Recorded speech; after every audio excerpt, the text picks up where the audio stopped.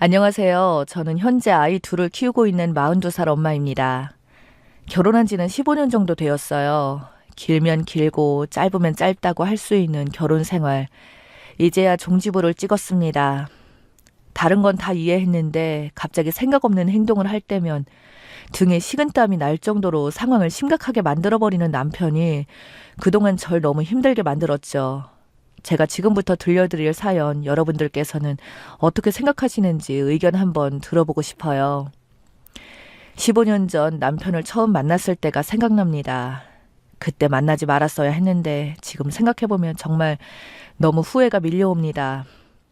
회사 신입이었던 저를 보고 첫눈에 반했다며 시도 때도 없이 쫓아다니다가 회사 사람들 앞에서 대놓고 내 여자라고 선전포고를 해버리는 바람에 제겐 어떤 남자들도 접근하지 않았습니다. 그때 남편의 직급이 과정이었는데 당연히 밑에 있는 사람들은 저에게 눈길조차 주지 않았죠. 회사에 이제 막 입사했는데 생각 없는 행동을 한 모습에 정말 많이 실망했었습니다. 그러던 중 제가 연애를 하게 되는 상황이 생기고 말았죠. 회식 자리였어요. 한창 분위기가 무르익었을 시점에 볼 일이 급해 화장실에 갔다가 나왔는데 어떤 남자와 부딪히는 사건이 있었습니다. 제가 먼저 부딪힌 건 아니고 술에 만취한 덩치 큰 남자가 제 어깨를 부딪힌 건데 그 사람 모습이 너무 무서워 저절로 죄송하다는 말이 먼저 나왔죠. 그런데 저를 보더니 죄송하면 다냐고 소리를 지르기 시작했고 술이 많이 취해서 여자에게 해서는 안 될 말을 퍼부으며 무섭게 다가오자 저도 모르게 식당에서 비명을 지르고 말았습니다. 모두의 시선이 저와 이상한 남자에게 향했고 그 모습을 본 남편은 빠르게 다가와서 자기 여자 건드렸다며 어떤 상황인지 물어보지도 않고 주먹부터 날아갔고 아수라장으로 변하면서 회식 자리를 망치게 되었습니다. 그런데 그런 모습을 보고 있던 제가 지금 생각하면 미쳤던 것 같아요. 그 행동이 저를 지켜주고 있는 것 같아 마음이 끌리기 시작했고 그 일을 계기로 회사에서 공식적으로 연인 사이가 되었어요. 넘어가지 말았어야 했는데 지금 생각하면 땅을 치고 후회할 일이에요. 그렇게 만나오다 보니 자연스럽게 결혼 얘기가 나왔고 깊이 생각을 하던 저와 달리 한시라도 빠르게 결혼하고 싶다며 남편은 벌써 아기 계획까지 가지고 있었습니다. 전 시간이 필요하다며 몇 번을 거절했지만 눈만 마주치면 결혼하자며 매달리면서 무턱대고 저희 집에 인사를 오겠다며 진지한 모습으로 눈빛을 보내는 상황에 결국 저희 부모님과 처음으로 자리를 가지게 되었어요. 그런데 이때 제 마음에 걸리는 일이 있었습니다. 남편과 저희 부모님 셋이 앉아있는 자리에서 일이 터진 거죠. 어머님, 음식 처음 먹어본 소감을 말씀드리자면 지금 제가 죽어도 여한이 없을 정도로 정말 맛있습니다. 그래도 예비사위 왔다고 이렇게까지 신경 써주시는 모습을 보니 너무나 감격스럽습니다. 그런데 아주 약간 조미료 맛이 나는 것 같은데 조미료 사용하신 건 아니죠? 제가 왜 이런 말을 여쭤보냐면요. 아버님 머리가 탈모잖아요. 아무래도 조미료를 자주 쓰다 보면 건강도 안 좋아지니까 탈모에 걸릴 수도 있으니까요.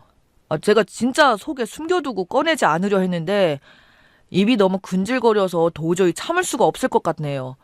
아버님, 어머님이 해주신 음식 드시고 대머리 되신 거예요? 처음 인사드리러 간 자리에서 내뱉은 말은 정말 충격이었고 저희 모두 입을 다물어지지 않을 정도로 정신적인 타격이 상당했었습니다. 그런데 해맑게 웃으면서 음식을 맛있게 먹으며 자기가 무슨 말실수를 했는지 모르는 것처럼 행동하는 모습에 일단 그 자리에서 넘겼고 당황했던 첫 만남의 식사 자리는 그렇게 끝이 났습니다. 알고 보니 속마음을 숨기지 못하고 솔직하게 표현하는 모습이 이 사람의 진짜 모습이었습니다. 이 사건이 터지고 난 뒤 저희 집안에서 저런 남자와 결혼하는 건 생각보다 문제가 있을 것 같다며 신중하게 고민하자고 했었고 저도 저런 모습을 본 상태라 앞으로의 결혼 생활이 어떻게 펼쳐지게 될지 너무나도 뻔히 보여서 결혼 생각은 접게 되었어요. 이런 분위기를 알고 있는 건지 모르는 건지 저희 집에 알았겠다 매주 주말마다 찾아와 엄마 아빠가 좋아하는 것들을 잔뜩 들고 와서 현관벨을 눌렀습니다. 저도 당황했죠. 처음 인사드리고 나서 다음날 어떤 말실수를 했는지 알려준 후 결혼은 힘들 것 같다며 미리 얘기했었는데 심각한 표정으로 자신이 뭘 잘못했는지 충분히 알았으니 그만해야겠다고 한동안 조용하더니 갑자기 찾아왔던 거죠. 저녁 시간 전이어서 일단 찾아왔는데 그냥 돌려보내는 건 아닌 것 같아 문을 열어주었습니다. 현관에 들어오면서 아주 밝게 웃더니 아빠 엄마에게 그때 자신의 잘못에 대해서 이야기한 후 선물을 건네주었고 그 안에 들어있던 물건은 평소에 부모님이 가지고 싶어 하셨던 물건이었습니다. 말실수 한 번에 엄청난 고가의 선물이 들어오니 저희 부모님 기분이 금세 풀리셨고 자신의 성격을 고칠 테니 결혼에 대해서 다시 한번 진지하게 생각해달라며 갑자기 무릎을 꿇고 애원하기 시작했습니다. 어쩔 수 없이 좀 더 지켜보기로 결정을 하게 되었죠. 사람은 착한데 생각 없이 뱉는 말이 좀 문제였지만 이건 고치면 될 것 같았고 딱히 다른 문제는 없었어요. 순수하다고 해야 하는 건지 좀 모자란다고 해야 하는 건지 그러면서 회사에서는 카리스마 있고 리더십 있는 직원들 이끌어가는 과장이라는 직책을 달고 있는 모습을 보면 참 아이러니했습니다.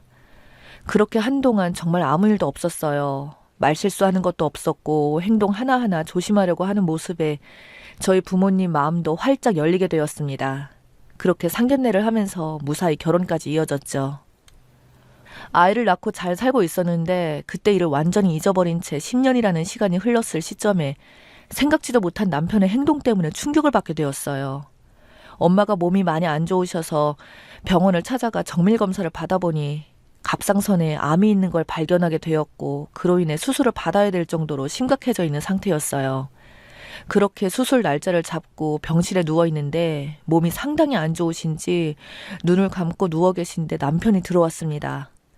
급하게 뛰어왔는지 숨이 차 보였고 병실에 누워 계신 엄마를 보자마자 저에게 엄마의 상태를 물어보며 슬픈 표정으로 한참을 바라보며 엄마의 손을 잡고 눈물을 흘리고 있었어요.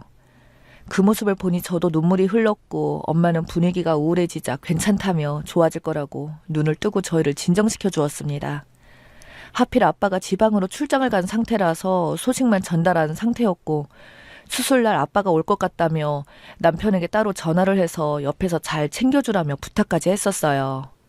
엄마는 수술대에 올랐고 모든 일이 잘 해결되길 바라는 마음에 기도하면서 엄마가 나오기를 기다리고 있었습니다. 그렇게 병실에 엄마가 오셨고 눈을 뜨기 기다리며 바라보고 있는데 갑자기 남편이 지갑에서 뜬금없이 10,000원 한 장을 꺼내더군요. 한참을 만지작거리고 있었습니다. 그때까지도 이 남자가 뭘 하는 건지 이해할 수가 없었죠. 그런데 갑자기 엄마 이마에 10,000원을 딱 올리더니 가시는 길 편히 떠나시라며 눈물을 흘리면서 엄마 이마에 붙여주었습니다. 너무나 황당하고 충격을 받아 저도 모르게 남편의 얼굴에 손이 날아갔고 남편은 엄마가 깨어나지 못할 것이라며 단정짓고 있었어요. 의사 선생님께서 경과를 지켜봐야 한다고 말했지만 아직까지 모든 상황이 끝난 게 아니고 세상 떠나지도 않은 분한테 이런 식으로 행동하는 게 너무나 이해할 수 없었습니다. 더 심각해진 건 모든 상황을 엄마가 듣고 있었고 이마에 10,000원이 올려졌을 때 눈을 뜨기 시작했던 거죠. 당신 지금 미쳤어? 우리 엄마는 이제 막 수술받고 나왔고 세상 떠난 분도 아닌데 병실에서 많은 사람들 보고 있는데 떠나라며 엄마 얼굴에 10,000원을 붙여? 아무리 생각을 해봐도 이해할 수가 없네. 도대체 왜 그런 거야? 빨리 말해보라고. 그냥 갑자기 생각이 났어. 세상 떠나면 노잣돈 올려주잖아. 그래서 나도 한번 해보고 싶었지. 정말 많은 고민했는데 참을 수가 없어서 올려봤어. 아직 어머님 깨어나지 않으셨잖아. 그럼 된 거 아니야? 당신만 조용히 하고 있어. 한번 해보고 싶었다고? 엄마는 눈을 동그랗게 뜬 채로 사위를 쳐다보고 있었고 수술 때문에 말을 할 수가 없었지만 엄청난 분노에 찬 시선으로 남편을 바라보고 있었습니다. 한쪽 눈에는 눈물이 흐르고 있었어요. 저는 남편을 밀치며 밖으로 나가라고 소리치고 있는데 뒤에서 모든 상황을 듣고 계셨는지 들고 있던 과일 바구니를 떨어뜨린 아빠는 온몸이 부들부들거리며 남편을 향해 엄청 무섭게 걸어오셨고 놀란 남편이 고개를 떨구자 아빠는 멱살을 잡고 밖으로 질질 끌고 가셨습니다. 순식간에 벌어진 일이라 충격이 쉽게 사라지지 않은 상황에서 진정이 되지 않는 엄마의 눈물을 닦아주면서 죄송하다는 말밖에 할 수가 없었네요. 한참의 시간이 흐르고 엄마도 진정이 되었고 아빠가 병실에 들어오셨는데 남편은 보이지 않았습니다. 아빠에게 물어보니 이번 일이 너무나 충격이 크셨는지 저와의 결혼 생활을 그만하라는 말을 꺼냈다며 저에게도 이혼하라고 통보하셨어요. 이 문제로 인해 저도 이혼 생각 안 한 거 아닙니다. 앞으로 계속해서 얼굴을 봐야 한다면 그럴 때마다 이번에 일어난 사건이 떠오르고 정신적으로 많이 힘들어질 것을 저희 가족 모두 알고 있었어요. 결국 저는 집에 먼저 들어온 남편과 정말 진지하게 대화를 했고 이 문제는 돌이킬 수 없는 상황까지 만들었기 때문에 좋아질 수 없다며 이혼하자고 말했습니다. 당연히 남편은 절대 안 된다며 자기가 한 행동에 대해서 다시 찾아가 무릎을 꿇고 빌겠다며 이혼만큼은 하지 말아달라고 애원했지만 도저히 받아들이기 힘들었어요. 이혼이 두려웠던 남편은 자기도 생각을 좀 하자며 이 모든 상황들에 대해서 피하려고만 했고 그렇게 별거를 하면서 지내게 되었습니다. 수술이 잘 끝나고 완치 판정을 받게 된 엄마는 남편의 얼굴을 평생 동안 보고 싶지 않아 했어요. 아빠도 마찬가지였고요. 저희 아이들만 불쌍한 거죠. 저런 사람을 아빠라고 보고 싶은데 언제 오냐며 울고 있으니 주말마다 와서 아이들 데리고 밖에서 놀아주다가 들어갑니다.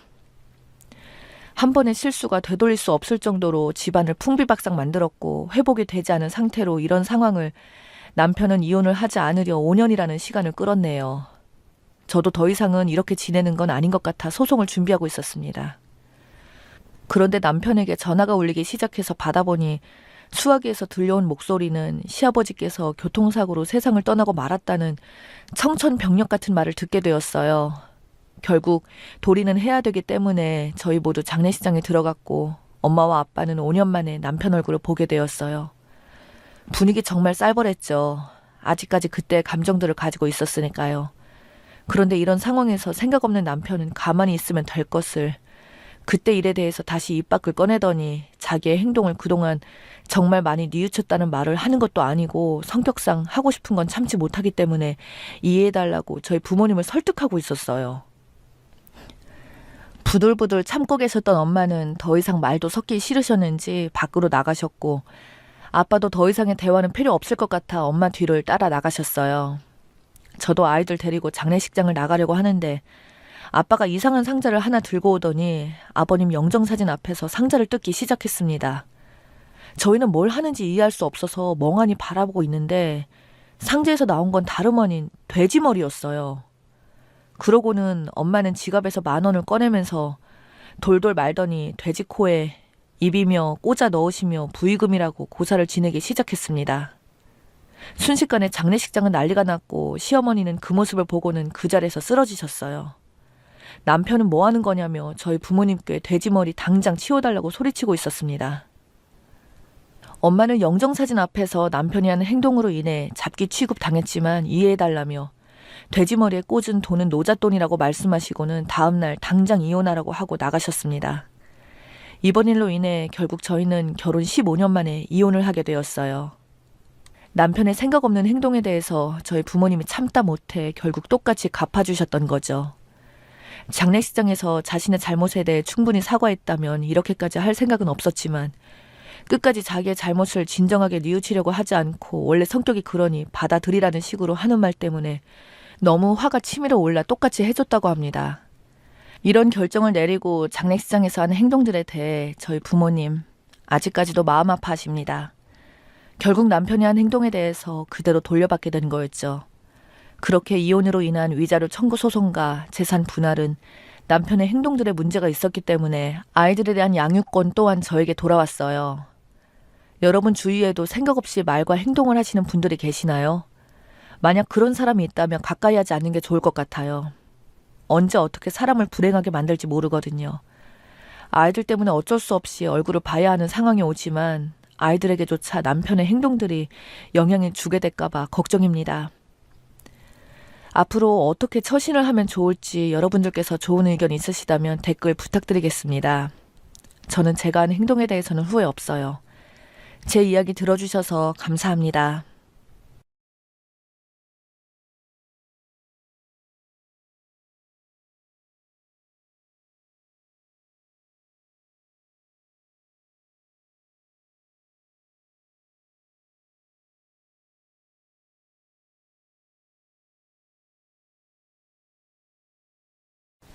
제 아내에 대해서 얘기를 해볼까 합니다. 제 아내는 정말 주변에서 저를 부러워할 정도로 현모양처였습니다.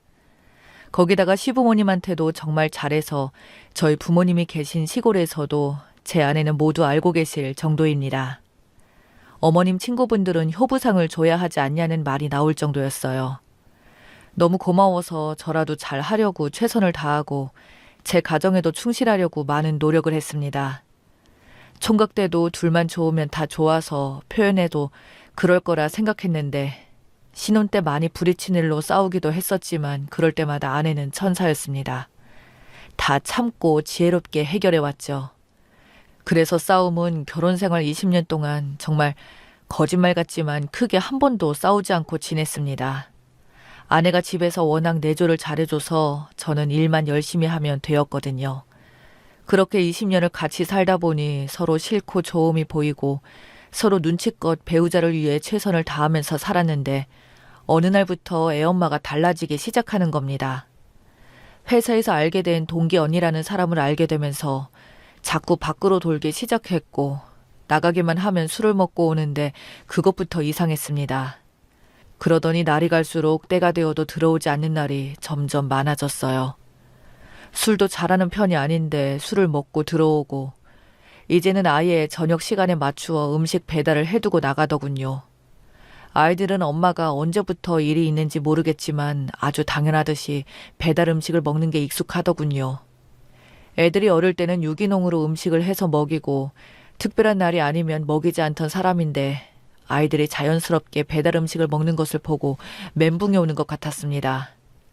아이들에게 물어봤더니 그런 지 좀 되었다고 하더군요.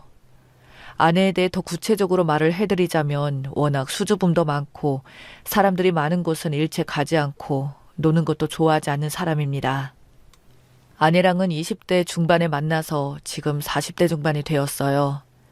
이사도 참 많이 다녔는데 이번처럼 이렇지는 않아서 저는 너무 당황스럽고 한 번도 이런 적이 없던 사람이 이사 오고 나서 화장도 하고 모임도 만들어서 나가고 그렇더군요. 너무 걱정이 되어서 주변에 물어보니 갱년기 오면 그럴 수 있다네요. 제가 남자여서 그쪽으로는 아는 것이 없어 달라진 아내를 위해 검색도 해보고 전화 상담도 해봤습니다. 남들은 제가 너무 유난 떠는 건 아니냐고 하지만 그동안 저에게 자신을 희생해준 아내에게 무언가 도움이 된다면 해주고 싶어서 나름 여러 방면으로 애를 써봤습니다. 여자들은 한 달에 한 번 한다는 마법이라는 것도 여전히 하고 있고 저희가 20년을 살았어도 서로 부부 사이가 남다를 만큼 좋습니다. 그렇다 보니 아내가 달라지는 것은 제게 너무나 크게 와닿는 겁니다. 자신보다 가족이 우선이었던 사람이 시댁에 형님들이 둘이나 있는데도 막내라고 게을리하지 않고 먼저 희생을 해서 열심히 살아온 아내였습니다.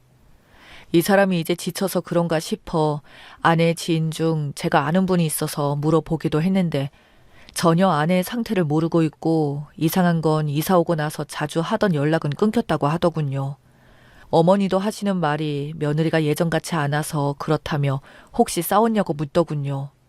부모님들은 저희가 싸움이라는 건 전혀 안 한다는 걸 알면서도 몇 번이나 행동이 변했다며 물어왔죠. 어머니 말로는 어디 가려는지 급하게 본인 할 일을 끝나자마자 가버렸다고 하더군요. 워낙 부모님한테도 딸처럼 하나하나 챙기면서 본가에 한두 시간은 기본으로 있다가 온 사람인데 1시간도 채 있지 않고 갔다고 해요. 그러면서 다음에는 자주 못 올 것 같다고 그런 말까지 하고 갔다고 합니다. 그래서 부모님들은 애들이 크니까 돈 들어갈 일이 많아서 며느리가 일을 하려나 보다 생각하고 더 이상 묻지 않았다고 하더군요. 저는 먼저 말을 할 때까지 기다려야 하는지 아니면 먼저 물어볼까 많은 고민 끝에 일단 가볍게 물어봤습니다. 당신 너무 밖으로 나가는 것 같은데 안 그런가? 그동안 20년 동안 집에만 있었으니까 이제 나갈 때도 됐지. 집에만 있으면 몸에 곰팡이가 돋는데. 그런 소리가 있었어? 몰랐어. 언니 알게 되면서 여러 명 알게 됐는데 너무 재밌어. 나이들이 있어서 그런가 농담도 하고 너무 웃다가 시간 가는 줄 모르고 늦은 거야. 애들이 배달 음식을 너무 쉽게 먹는 것 같은데. 원래부터 좋은 걸로 다 먹여봐서 이제 그 정도는 괜찮아. 나는 밖에서 약속에 서서 못 본다지만 그래도 애들 엄마고 지금이 한창 먹을 때인데. 걱정 마. 영양제 다 챙겨 먹이고 있어.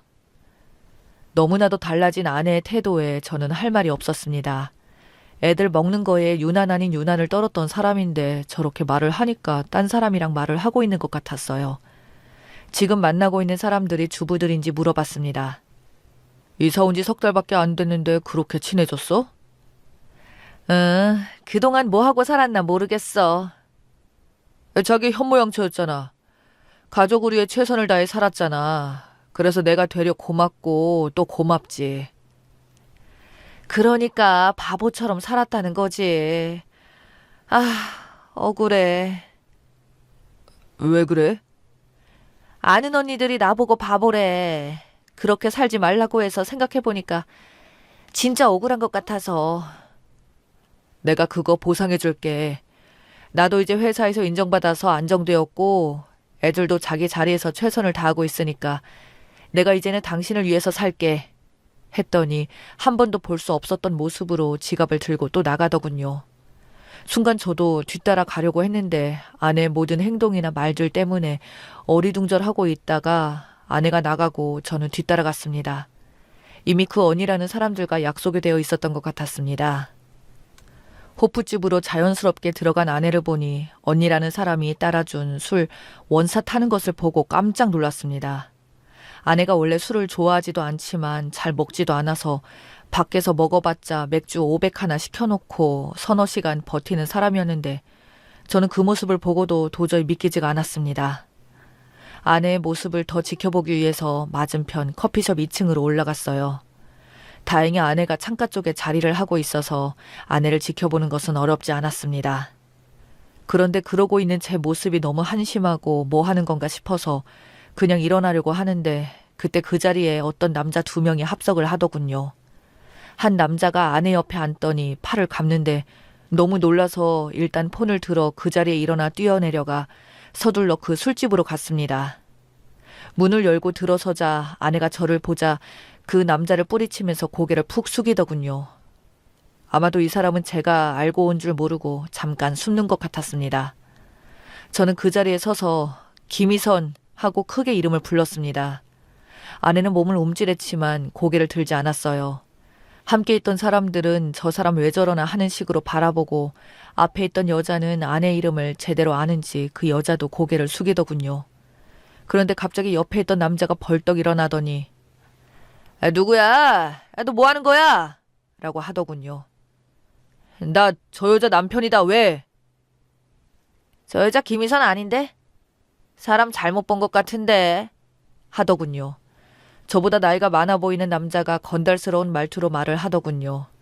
저는 알고 이름을 불렀지만 그 사람은 아내가 이름을 속였기 때문에 제 행동이 무례하다고 생각했던 모양입니다. 고개만 푹 숙이고 있던 아내를 보니 더 화가 치밀어 올랐죠. 너 이러려고 저녁에 나갔던 거니? 친한 언니가 남자였어. 했더니 그 남자는 멱살을 잡더니 김희선 아니라고 했지? 그 남자가 더 강하게 밀어붙이니 그때서야 고개를 들어 오빠 하지 마. 우리 남편 맞아. 라고 하는 겁니다. 오빠라는 말에 어이가 없었죠. 저는 이성을 잃었습니다. 케이블에 있던 컵이며 안주가 순식간에 바닥에 떨어지고 깨지고 난리가 아니었죠. 제가 남편이라는 걸 확인한 남자는 그 자리를 도망가지 않고 꼬리를 내리더니 형씨, 내가 실수를 했네. 그리고 난 정이라고 알고 있었고 그러니 오해하지 마셔. 우리 그 사이클 동호회 회원들이 친해서 그래. 제가 그전에 지켜봤다는 걸 모르는 이 사람들은 끝까지 아니라고 발뺌을 하고 오해한 것 같다며 저에게 진정하고 같이 동호회에 들어오라고 하면서 술을 권하더군요.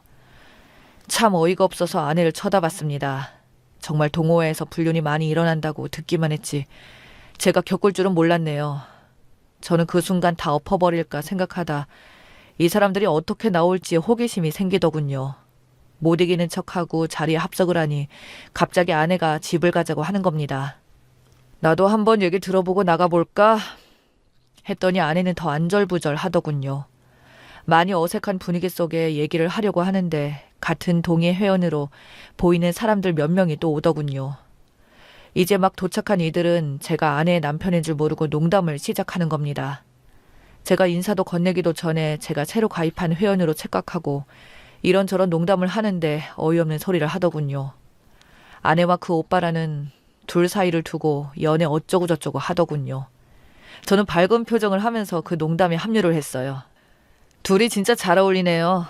했더니 나중에 온 새놈 중 한 명이 갑자기 내가 그럴 줄 알았어. 내가 처음 모임 끝나고 거기 가는 거 봤잖아. 저는 그때 2차로 이성이 끊겼습니다. 그 남자를 방패 삼아 숨어있는 아내의 머리와 옷을 잡아 끌었고 나중에 참석한 그들은 말리면서 욕도 하고 서로 싸움까지 났습니다. 나 저 여자 남편인데 왜? 할 말 있냐? 그래도 여자인데 이러지 마. 너 마누라가 같이 뒹군 놈이 옆에 있는데 눈이 안 돌아갈 것 같아? 너 같으면 그럴 수 있어? 했더니 한 발 물러섰고 저는 그놈도 멱살을 잡아버리고 싶었지만 주변에서 신고해라 라는 말이 나오니까 그 늙은 놈이 내 앞에서 무릎을 꿇고 사과를 하더군요. 주변 사람들한테 신고하지 말라고 부탁까지 하더라고요. 아내도 그놈 옆에서 무릎을 꿇으려고 하자 왜? 이혼 당할까봐 그래? 내가 끝까지 가만 안 둬. 그때 경찰이 도착했고 다 같이 조사를 받았습니다. 이놈 알고 보니 상습범이더군요. 여기저기 등산 동호회에서 이런 짓을 하다가 잘려서 이젠 사이클 동호회에 가입을 해서 아내처럼 순진한 아줌마들 꼬셔서 돈 뜯어내고 했던 전과도 있는 놈이었습니다. 아내가 제대로 걸린 거죠. 아내는 집중 조사해보니 저도 모르게 비싼 건 모아뒀던 거 다 그놈한테 다 줬더군요. 제가 늦게 알았다면 앞으로 적금 만기되는 것도 그놈 손에 넘어갈 뻔했습니다. 집안 폐물은 이미 다 팔아서 알게 된 언니 집에 옷이며 사이클 다 쟁여놨더라고요.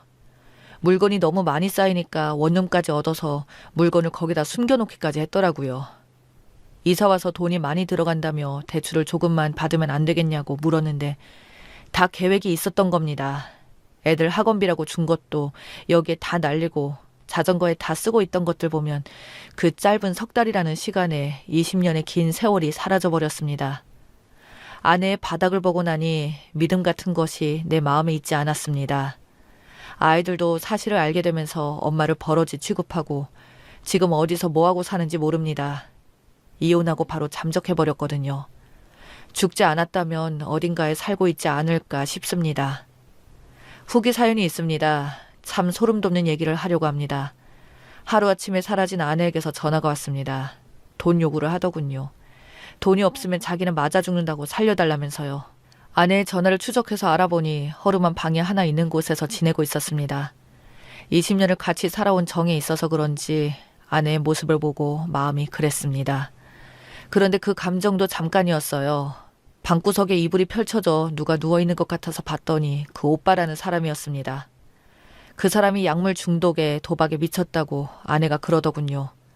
겉으로 봐도 아주 처참했습니다. 아내도 이제 중독이 되어 있는 것 같더군요. 알코올 중독까지 되어서 예전의 모습은 전혀 찾아볼 수 없는 몰골이었습니다. 저를 피해 도망온 곳이 그놈 집으로 와서 살고 있었더군요.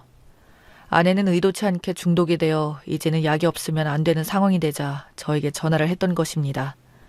저는 바로 신고를 했고 아내는 지금 감옥에서 벌을 받고 치료 중에 있어요. 아내와는 이것이 끝이 아닌가 싶습니다. 빚 감당은 이제 처가에서 하기로 했습니다. 저는 아이들이 무사히 잘 커주기만을 바랄 뿐입니다.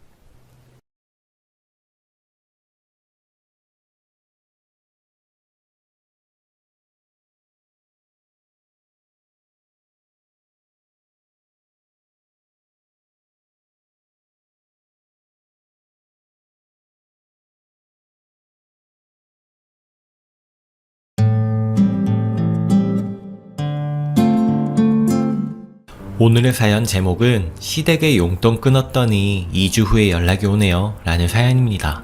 후기도 있으니 끝까지 시청해주세요. 안녕하세요. 저는 결혼한 지 2년 돼가는 29된 새댁입니다. 시댁과의 일로 너무 스트레스가 쌓여 여기에 이야기를 하려고 합니다. 저랑 신랑이랑 결혼하기 전부터 시댁이랑 마찰이 있어서 시댁이랑 저랑 사이가 좀 껄끄럽습니다. 친정 쪽이 좀 넉넉한 편인데다가 저도 대기업은 아니지만 가분한 직장 3년 다니면서 모아놓은 돈이 좀 됐거든요. 그래서 결혼 이야기 나오기 전에 신분당선 뚫렸겠다, 성남에 집을 마련하게 되었습니다.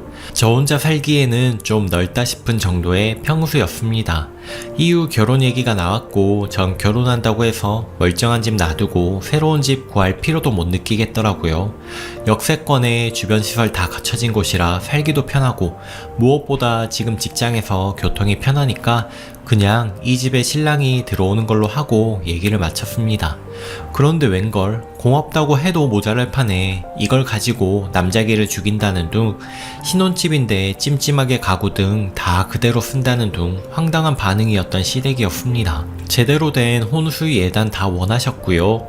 신랑도 처음엔 지네 집 편도 들었다 제 편도 들었다 하더니 결혼 준비하면서 시부모랑 시누이가 돈돈돈 하는 거 보곤 치를 떨곤 제 말에 아주 잘 듣지요. 결국 큰 시누, 작은 시누, 시어머니 등에 업고 눈에 불을 켜고 난리를 치는 거 시댁이 아니라 그 극성 맞은 시부모 모시고 사는 형님 댁에 도움드린다 생각하고 시댁에 냉장고 큰 거, 김치냉장고 이렇게 2대 놔드렸습니다. 아무튼 그걸 시작으로 돈 번다고 지 신랑 기를 죽인다느니 신랑한테 부엌 맡긴다느니 아주 미운 털이 싹 박혔습죠. 뭐 저도 그거 핑계대고 시댁 자주 안 가고 먼 일 있을 때만 전화드리고 이번 태풍 때나 그럴 때 그 정도로 지내서 뭔가 마음이 더 편하기도 하지만요. 그냥 시댁이 아니라 형님 댁에 이쁨 받는다 이렇게 생각하고 시댁 대하고 있습니다. 공통의 적이 있으면 적의 적은 동료라고 형님은 저 엄청 챙겨주시거든요. 시부모님 모시고 사니까 시누들이 뭔 일만 치룰라 하면 미리미리 저한테 말해주시고 또 시댁에서 뭔 일 생기면 제 편 들어주시고 저도 그래서 형님 댁에는 잘하려고 노력하는데 그게 시누들 입맛엔 안 맞는 거죠. 안 그래도 눈에 가시인 며느리들이 지들끼리 뭉치는 것도 고가운데 최근엔 또 사건이 있었거든요. 크고 작은 일로 저한테 자꾸 돈을 빌리려 하는 큰 시누, 작은 시누이거든요. 당연히 다 거절했는데 정작 큰 며느리 어려울 땐 제가 챙기고 돈다고 아주 화가 나 있으셔요. 혹시나 싶어서 설명하자면 큰 시누네가 잘 알아보지도 않고 남들 좋다니까 따라서 사업을 하다가 망했는데 이미 망이 가는 게 뻔한 사업에 투자하라고 하더라고요. 미쳤다고 하나요? 한두 푼도 아니고 말이 투자지 자기네들 빚 갚아달라는 거나 마찬가지라고 생각했습니다. 더군다나 이미 빚 갚는다고 시댁에서 뽑아간 돈만 3억입니다. 그거 다 아는데 이제 결혼한 지 2달 된 저한테 와서 너네 집 돈 많으니 어느 정도 잃어도 큰 타격 없지 않느냐, 투자하는 셈 치고 어쩌고 저쩌고. 정말 이렇게 말하는데 시집와서 얼마 안 돼서 몸살이고 이쁨 받아야 할 상황에 왜 제가 그런 이야기를 들어야 하나요? 특히 돈 이야기는 더 조심스러운 거 아닌가요? 막 정이 다 떨어지고 도와줄 것도 안 도와주고 싶게 만들더라고요. 그래서 미안하지만 우리도 돈 없다 했습니다. 막 결혼했는데 무슨 돈이 있겠냐고 했죠. 그랬더니 슬금슬금 사돈 어르신은 요즘 잘 지내셔? 이러면서 친정 얘기 꺼내는데 그런 뻔뻔함은 어디서 나오나 싶은 거죠. 제가 선수 쳐서 결혼할 때 시댁 냉장고 하느라 친정에 손 벌렸더니 이제부터 그 돈 갚으라고 성하다 뭐다 먼저 말하니까 그 얘기 못 꺼내더라고요. 물론 친정에 손 벌린 적은 없지만요. 그리고 2달 전에 형님이 수술을 하셨습니다. 아주버님은 일 다니시고 애들은 아직 초등학생이고 해서 제가 신랑 보내서 애들 챙기게 하고 신랑은 집에서 일하는데 시간적인 여유가 있는 편입니다. 저는 야근이 잦아서 퇴근을 해도 밤, 결국 주말밖에 시간이 안 돼서 주말에라도 병원 가서 평일 내내 퇴근하자마자 형님 병수발 들고 아침엔 출근하고 힘드실 아주머님 집에 보내고 제가 대신 병수발 들었네요. 시어머니요? 그동안 본인 모신 게 누군데 형님 병문안은커녕 아이들도 잘 봐주시지 않습니다.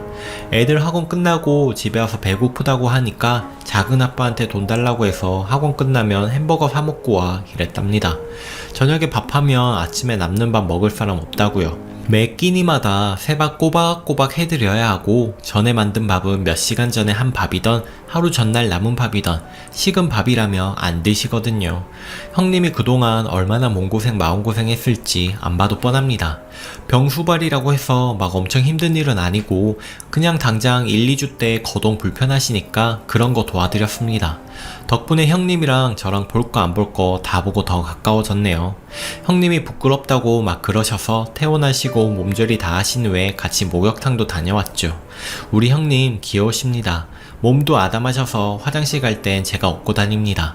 전 덩치가 곰이라 자꾸 말이 옆으로 새네요. 신랑이 프리랜서라고 하면 프리랜서인데요. 돈은 벌지만 제가 버는 수준에는 못 미칩니다. 한번 하는 거 끝나면 한동안은 일이 없으니 일도 정기적인 게 아니고요. 그럼 남자 뭐가 좋아서 결혼했나 하실 수도 있겠지만 금전적으로 제가 신랑 수입 커버할 정도는 되니 괜찮습니다. 무엇보다 인간이 참 제대로 된 사람이라 이 사람만 믿고 결혼했습니다. 세상에는 돈이 다가 아니잖아요. 모든 게 커버될 만큼 멋진 신랑이에요.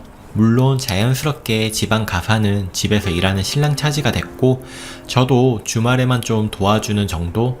물론 경제권도 제가 지게 됐습니다. 신랑이 통장 활용법을 모르고 그동안 월급을 그냥 은행에서 추천하는 통장에만 따박따박 넣어서 쓰고 있었더라고요.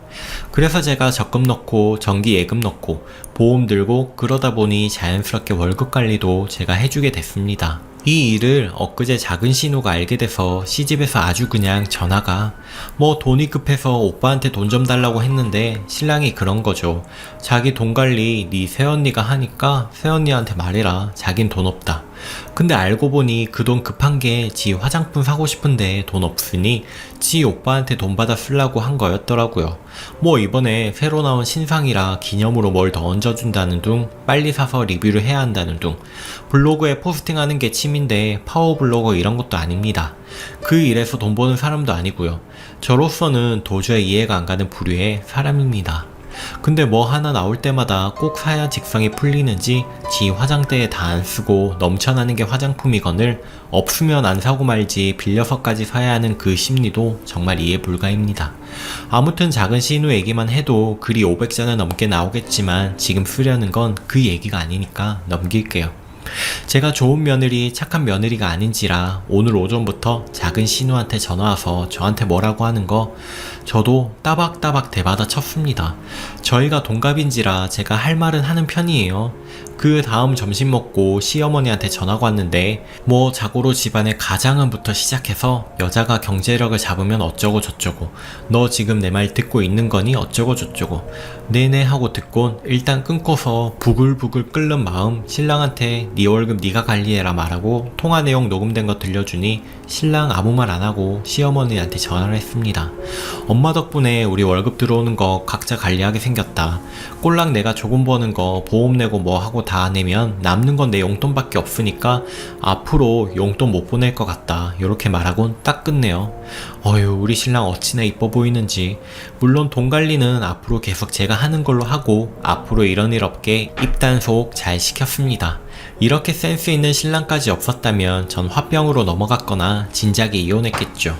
어쨌든 이제 한 달 50만원 드리고도 욕먹는 용돈 안 드리게 됐으니 속은 편하네요. 안 그래도 추석 때 뭐라 잔소리 듣고 부려먹혀진 거 열받아서 열받은 김에 저번 달 용돈 안 드렸습니다. 인사하면서 직접 드리려고 했는데 금요일 퇴근하고서 지친 몸 이끌고 밤 늦게나마 갔더니 뭐 시어머니가 장 다 보게 시켰다는 둥, 일 다 해놓으면 그제서 몸만 쏠랑 올 줄 알았다는 둥, 이럴 줄 알고 일부러 안 하고 기다렸다는 둥, 열받아서 용돈 안 드렸습니다. 이번 달 용돈도 아직 안 붙였는데 이 돈으로 몰래 형님네랑만 외식하고 새언니네 조카 나올 날이 얼마 안 남았는데 애기옷도 더 보내고 친정 부모님께도 홍삼 보내드려야겠습니다. 신랑한테 미안하지만 미운 시집 용돈 안 챙기니 이렇게 할 수 있는 게 맞네요. 글 쓰면서 스트레스 좀 해소했습니다. 읽어주셔서 감사합니다. 후기. 결국 시모랑 신랑이 대판 싸웠네요. 신랑이 아는 형님이랑 저녁 식사를 하고 있을 때 작은 신우에게서 전화가 왔더랍니다. 뭐 제가 시모 전화도 무시하고 그런다는 내용? 그러면서 오빠가 맨날 말 들어주니까 시댁 무서운 줄 모른다는 등 얘기를 했더랍니다. 결국 또 작은 신우랑 대판 싸우고 작은 신우가 시모에게 이르고 얼마 안 있어서 시모에게 신랑한테 전화가 왔다네요. 신랑이 전화할 땐 받으시지도 않더니 아무튼 처음에는 작은 신우랑 싸운 거에 대해서 잔소리를 하다가 돈 안 넣냐 소리가 나와서 신랑 시침 뚝 떼고 내가 전에 말하지 않았냐 또 녹음한 거 들려드리냐 했더니 불효한다고 또 뭐라고 너한테 돈 없으면 저한테 말해놓으라고 자기가 전화해서 얘기하겠다고 하는 거, 신랑이 와이프도 지금 돈 없다고, 그때 엄마랑 작은 신우 때문에 대판 싸우고 월급도 각자 관리하고 부모님 용돈도 각자 부모님한테 알아서 드리기로 했다고, 다 동생이랑 엄마가 난리쳐서 이 꼴 난 거니까 자기 이혼할게 할 거 아니면 와이프한테 연락하지 말라고 했다네요. 그랬더니 시모가 아니 걘 왜 지네 집도 잘 살면서 거기로 돈을 보내냐고 또 난리. 너는 왜 가장이 되어서 부인한테 잡혀 사냐고, 왜 가장인 네가 돈 관리를 해야지 운운하시는 거 우리 신랑. 엄마 누나한테도 그렇게 말해? 그때 얘기 들어보니 누나한테 돈 관리하라고 그랬다더만 하면서 왜 차별하냐 그랬더니 우리 시모 말씀, 걔랑 같니? 결국 폭발한 신랑, 시모랑도 대판 싸웠답니다. 평소에는 웬만하면 환기로 듣고 흘리는 남편도 아는 형이랑 한 잔 두 잔 하면서 술 기운이 돌던 때라 막 화가 났다네요. 아무리 차별받고 자랐어도 맞고 자란 것도 아니고 구박받고 자란 것도 아니라 여태껏 먹여주고 재워주고 하신 어머니인데 그렇게 막 싸우고 기분 좋을 리는 없겠죠. 결국 시모 저한테 연락 안 오고 작은 신우 저한테 그렇게 살지 마세요 이런 식으로 카톡한 거 신랑이 알고 또 작은 신우한테 전화해서 제 핸드폰으로 전화하니 받더군요. 그래 여태까지 돈 궁하다 하면 한 푼 두 푼 빌려주고 우리 거 아끼면서 반 100만원씩 퍼줬더니 이런 식으로 살지 말라 그거지. 제대로 개념 챙기고 정신 차리고 손 윗사람 대하는 버릇 고치기 전까진 돈 얘긴커녕 연락도 하지 말자. 추석도 지났겠다. 내년 설까진 볼 일도 없겠네. 여태까지 빌려준 돈 목록 찍어 보낼 테니 그 돈 갚기 전까진 연락할 생각도 하지 마라. 하면서 또 작은 신우랑 왁왁 뭐 남매의 정을 끝내 뭐네 그렇게 살벌하게 싸우는 건 또 처음이라 제가 다 무서웠네요. 신랑 통화 끝끝내 돈 준다는 말 받아내고 끊더니 돈돈돈 하는 사람들한테 맞서서 돈돈돈 해야 이 사단이 안 나는 거라고 하면서 속이 다 시원하네 하는데 말은 저래도 속 문드러지겠죠. 신랑 결국 담배 피러 나갔다가 소주 사오길래 같이 한잔했습니다. 취해서 울다가 지금은 또 나갔습니다. 따라 나갈까 하다가 혼자 생각할 시간이 필요할 것 같아서 전 글을 올립니다. 결론적으로만 보면 저는 당분간 시댁의 용돈은커녕 앞으로 자잘한 일로 시달릴 일도 없겠지만 신랑 맘 아파하는 거 생각하면 제 맘도 좋지만은 않아요. 돈이 문제가 아니라 지금보다 더 많이 드린다고 해도 정상적인 사고의 시댁이면 행복하게 줄 수도 빌려줄 수도 있을 것 같다는 생각이 드네요. 참 형님과는 상의했습니다. 안 그래도 그 사단 나고 나서 시댁에서도 한바탕 난리가 났는지 형님한테 급 연락이 왔네요. 형님도 참 안 되셨습니다.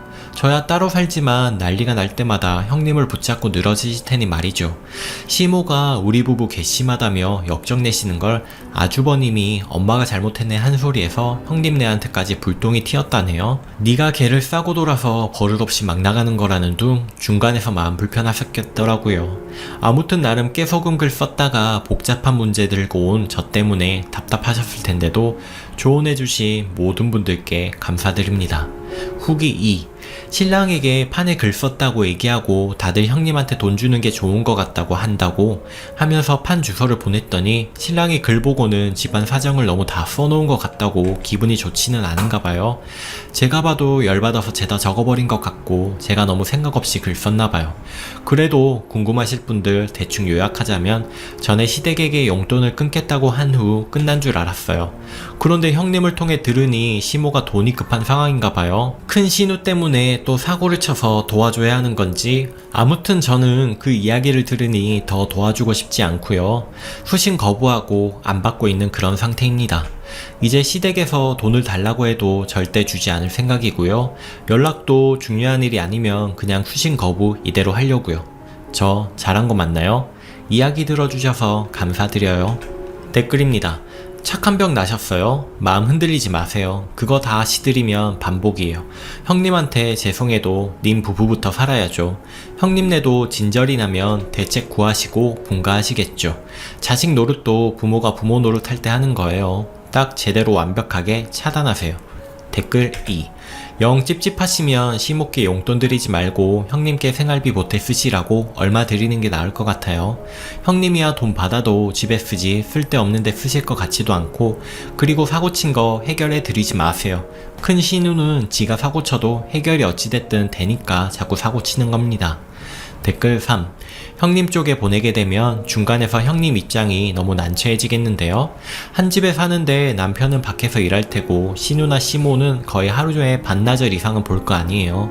게다가 글쓴이님이랑 친한데 돈까지 대신 받게 되면 중간에 낀 형님은 너무 힘들 듯 합니다. 몸집도 작고 귀여운 분이라고 하셨는데 마음고생을 더 하시지 않겠어요?